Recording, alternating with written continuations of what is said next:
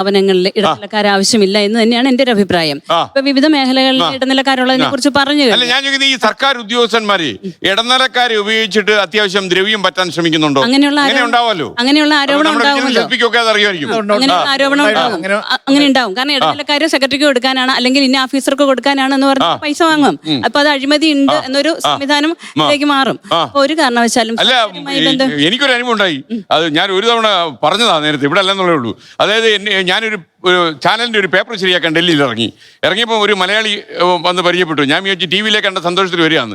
എന്നോട് പറഞ്ഞു എന്താ വന്നതെന്ന് ചോദിച്ചു. ഞാൻ പറഞ്ഞു ഇങ്ങനെ ഒരു സംഭവം ഉണ്ട്, ഒരു പേപ്പർ കുറച്ച് ദിവസമായിട്ട് നടന്നില്ല എന്ന് പറഞ്ഞു. പുള്ളി പറഞ്ഞു ഒരു 8 ലക്ഷം രൂപ കൊടുക്കാമെങ്കിൽ ഒരു 3 ദിവസത്തിനകം ഞാൻ ശരിയാക്കി തരാമെന്ന് പറഞ്ഞു. ഞാൻ പുള്ളി അടിമുടി എത്തിച്ച് നോക്കി പരിഹാസത്തോടെ. പിന്നെ ആരാടാ എന്നോട് കൈക്കൂലി ചോദിക്കുക എന്നുള്ള രീതിയിൽ എന്നോട് പറഞ്ഞു. ഞാൻ പറഞ്ഞു ഇല്ല, ആ പരിപാടി നമുക്കില്ല എന്ന് പറഞ്ഞപ്പോൾ പുള്ളി എൻ്റെ ഇവിടെ നിന്ന് തട്ടി.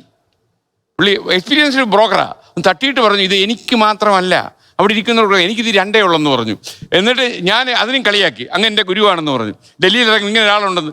അവസാനം പറഞ്ഞു പോയെന്നറിയോ, 8 മാസം നിങ്ങൾ നടക്കുമെന്ന് പറഞ്ഞു. ശപിച്ചേച്ച് പോയി. 12 മാസം നടന്നു.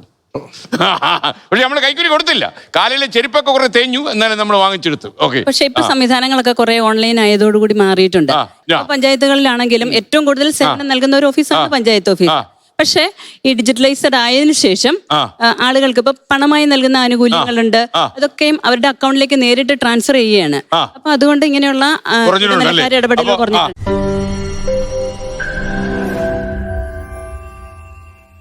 ലോകത്തെവിടെയായാലും ഏത് സമയത്തും 24 വാർത്തകളും ഓഗ്മെന്റഡ് റിയാലിറ്റി പാക്കേജുകളും എക്സ്പ്ലെയിനറുകളും വിശദമായി കാണാൻ ഞങ്ങളുടെ യൂട്യൂബ് ചാനൽ നിങ്ങൾക്ക് സബ്സ്ക്രൈബ് ചെയ്യാം.